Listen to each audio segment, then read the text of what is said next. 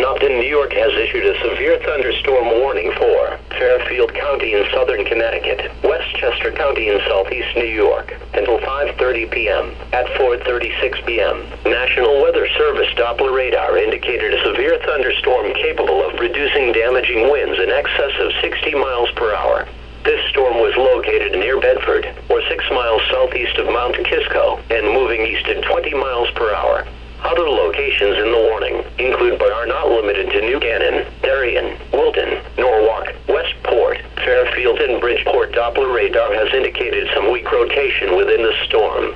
While not immediately likely, a tornado may still develop. If a tornado is spotted, act quickly and move to a place of safety in a sturdy structure, such as a basement or small interior room. This is a dangerous storm. If you are in its path, prepare immediately for damaging winds and deadly cloud-to-ground lightning.